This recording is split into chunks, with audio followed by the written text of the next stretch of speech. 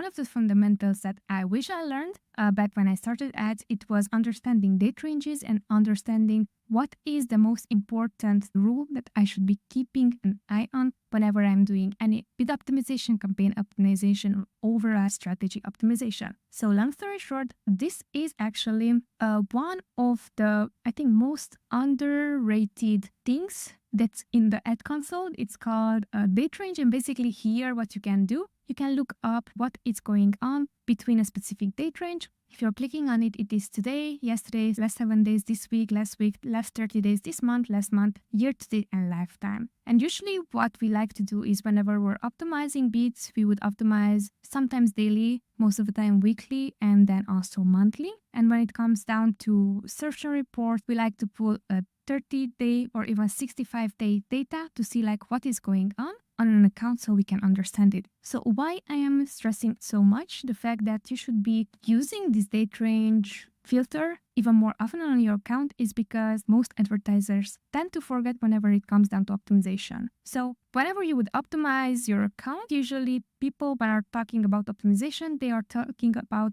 bid optimization. A bid optimization basically is that based on the CPC that is currently on their account, you'll want to either keep it to the same level, either increase the bid so the CPC is going to be higher, either decrease the bid, right? So that is the main purpose of bid optimization. However, just because bid optimization is such a straightforward process, most of the time people forget that to optimize a bid it's for a keyword that is part of a campaign, and a campaign that is part of the whole strategy. And here, as you can see, I also have my spend filtered highest to lowest. And the reason for that is because this is one of the 80-20 rules, is because any impact that you would make to this account, I can do 1,000 changes right away. But the most impactful action that I can take right now is if I'm going to select the spend high to low, and I'm going to do changes on the very first to 5 campaigns for this account. Even if I'm going to do the one campaign that is the highest spending campaign, whatever I am doing is going to be seen the next day within the account. And why is this so important is because here that we have the date range, we want to find the top spending campaign that is always there and it's always performing well. So date range we're going to select from the 5th until the 11th. This is for the previous week. And then this is the very first campaign that it was spending $341.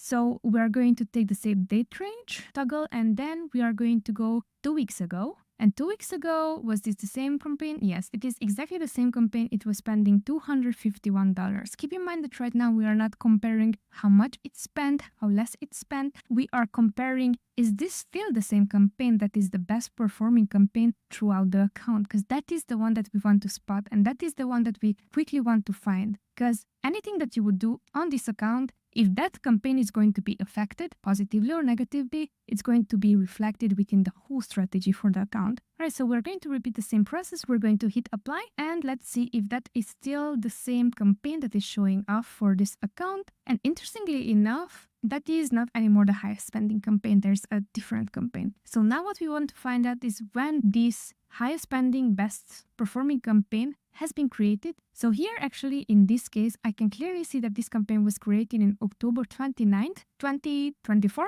Today is January 14th, 2025. So this campaign actually has been created for a while. And why I'm very curious about this campaign right now is, so if I'm selecting from December 22nd until January 11th, this is already 2 full weeks. If I'm going to select the same date range, but I'm going down 1 more week, so from the 15th to the 11th, I'm going to apply. And then what I'm going to see is actually there's like other campaigns that might have been created that took over the budget, overall budget. And here I'm just like double checking, this is still the campaign that was the highest spending campaign. So this is brilliant. Why is this so important for us to understand is because, again, we just located one of the best-selling campaigns that if you're going to do any changes, either you're optimizing the bids, either you're going to add any negatives, either you're going to add any placement modifiers, this is the one campaign that is going to make the biggest move for the account. So that being said, I just wanted to keep this as quick and as short and as sweet as possible.